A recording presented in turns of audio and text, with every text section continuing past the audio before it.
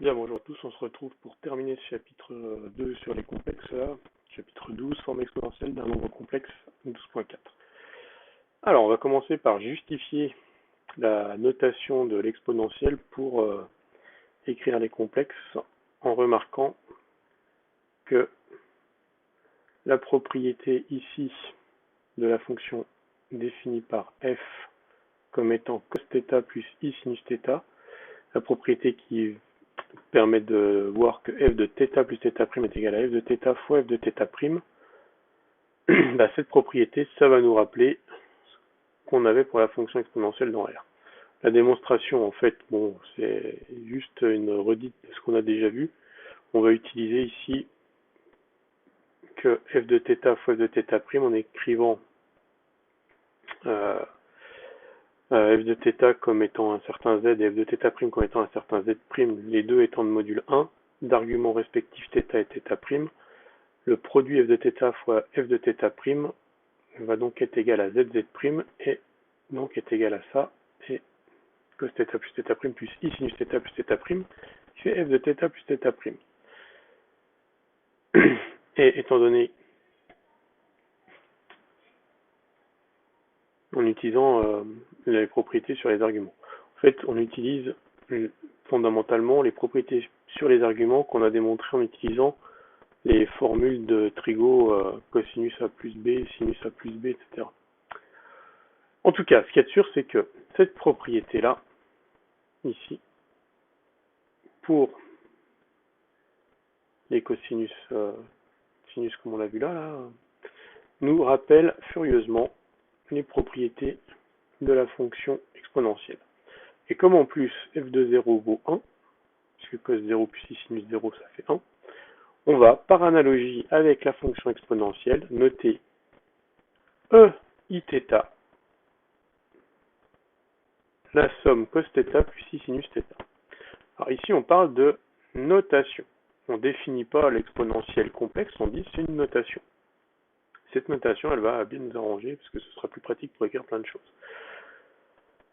Donc, ce qu'on dit ici, c'est qu'on va noter cos θ plus i sinus θ égale, enfin on va noter eiθ, le complexe cos θ plus i sinus θ.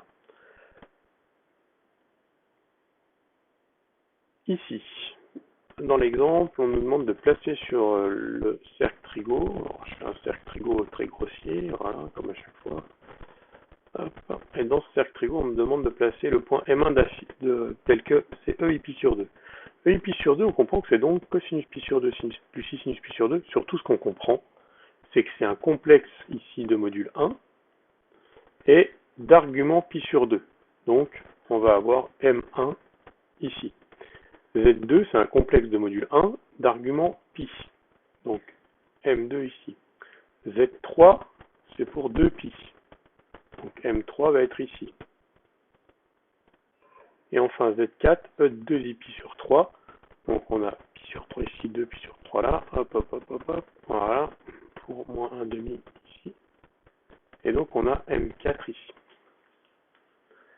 On va pouvoir maintenant, avec cette notation-là, définir ce qui va être beaucoup plus pratique que la forme trigo, qui est la forme exponentielle d'un nombre complexe. Alors, qu'est-ce qu'on appelle la forme exponentielle? C'est tout simplement l'écriture d'un complexe sous la forme z égale r eiθ, où r est le module de z et θ est un argument de z. Et on va voir que cette notation est beaucoup plus pratique que la notation trigo. À manipuler, pour plein de choses, c'est quand même vraiment plus simple de manipuler la forme exponentielle. On comprend bien que ce qui est important pour la forme exponentielle, c'est le module et un argument, donc on applique les mêmes méthodes pour déterminer module et argument, et après simplement on écrit sous forme exponentielle. Donc là, dans cet exemple-là, Z1 c'est moins 2i. Ici, je factorise par le module de Z1 2. J'ai moins 1 plus 0i dans les parenthèses. Moins 1 et 0i correspond à cosinus pi sur, moins pi sur 2 et sinus moins pi sur 2i. Donc ça, c'est la forme trigo. Et cette forme trigo, je peux écrire également sous forme exponentielle mon Z1. Donc, ça revient, c'est deux formes différentes qui sont très proches, hein, puisque ce qui les caractérise, c'est le module et un argument. Mais c'est plus simple, au final, d'écrire sous forme exponentielle. Pour le suivant, ici, 1 plus i, pareil, je factorise par racine de 2. Alors, je peux calculer avant le module de Z2 pour comprendre que factoriser par racine de 2 va me faire apparaître quelque chose d'intéressant, parce que ça, je comprends que c'est cosinus pi sur 2, pi sur 4, pardon, sinus pi sur 4. Donc je peux écrire mon complexe Z2 sous forme trigo, et donc, étant donné que j'ai modulé argument, je peux donner la forme exponentielle. Pour la forme algébrique, on va réécrire que Z3, quand c'est 4 fois E de I de pi sur 3, c'est 4 fois le E de 2i pi sur 3 qu'on écrit comme cos de pi sur 3 plus I sinus de pi sur 3. On calcule les valeurs de cos et sinus en 2 pi sur 3 pour avoir ces valeurs-là, et on redistribue pour avoir la forme algébrique. Donc là, ici, pour passer de la forme algébrique à la forme exponentielle, on cherche module et argument à chaque fois, pour pouvoir réécrire après nos nombres sous forme exponentielle. Et dans le cas contraire, on écrit tout simplement avec la forme trigo en utilisant qu'un argument c'est 2 pi sur 3 et que le module c'est 4 ici. Quelques propriétés. Donc première propriété, l'identité de l'aire. Alors c'est une formule qui est, je trouve, magnifique, puisque à l'intérieur de cette formule, on a 0, qui est quand même quelque chose de fondamental en mathématiques, le 1, sans lequel on n'a rien, le symbole plus, qui est quand même courant, le symbole égal, qui est essentiel, le nombre pi, qui est quand même en mathématiques quelque chose d'important, le nombre e, et enfin le complexe i. Donc en une seule formule, on regroupe toutes ces choses essentielles. Donc ça, c'est l'identité de l'aire. La démonstration, il n'y a rien du tout. Mais, quelle belle formule, vous me l'accorderez. La démonstration, il suffit de l'écrire avec ce que vaut cosinus, EIpi. EIpi, c'est cosinus pi plus I sinus pi.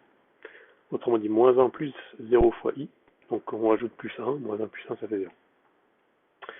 Bien, propriété suivante. Alors en fait, cette propriété-là, elle reprend la propriété, alors je ne sais plus comment c'est 12.7 je crois, sur les arguments, les propriétés des arguments. Mais c'est une façon d'écrire les choses qui va être vraiment beaucoup plus simple.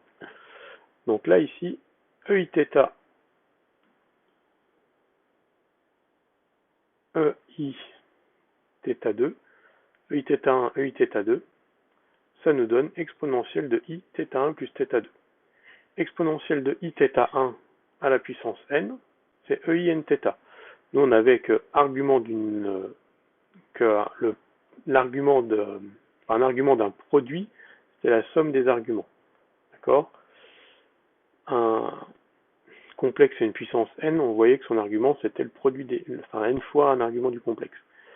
Ici, même chose, quand on avait un argument de 1 sur z, ici, c'était moins argument de z. C'est ce qu'on comprend ici. Alors après, ça reste les propriétés classiques de l'exponentielle en plus, donc c'est quand même assez pratique. Et ici, EIθ bar pour E de moins Iθ1. EIθ1 sur EIθ2, propriété classique, EIθ1 moins θ2.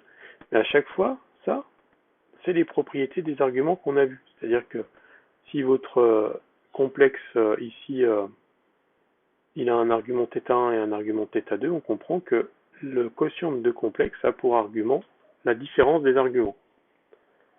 Ces propriétés résultent toutes du fait que le module c'est 1 pour EIθ et qu'on a vu les propriétés des arguments. C'est juste une façon peut-être plus simple de se rappeler les propriétés des arguments. En particulier, le deuxième point ici, quand on a une puissance n, EIθ1 à la puissance n, ça fait donc EInθ1. Si on l'écrit avec la forme trigo, ça fait que cosinus θ plus I sinus θ à la puissance n est égal à cosinus nθ plus I sinus nθ. Ça, c'est ce qu'on appelle la formule de Moivre. Deux autres formules pour continuer, et pour pratiquement terminer, c'est les formules d'Euler. C'est pas l'identité d'Euler, ici c'est les formules d'Euler. Ces deux formules-là, cosinus θ qui est égal à EIθ plus E de moins Iθ sur 2, et sinus θ qui est égal à EIθ moins e de moins iθ sur 2. Elles sont immédiates si vous réécrivez cos θ plus i sinus θ pour e iθ, et pour e de moins iθ, cos θ plus i sinus moins, cos moins θ plus i sinus moins θ, c'est-à-dire moins i sinus θ, ça marche tout seul, quoi. On les retrouve vraiment directement.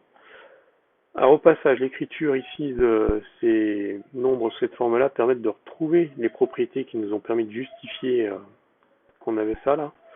C'est-à-dire que cosinus A plus B plus I sinus A plus B est égal à cosinus A plus I sinus A fois cosinus B plus I sinus B.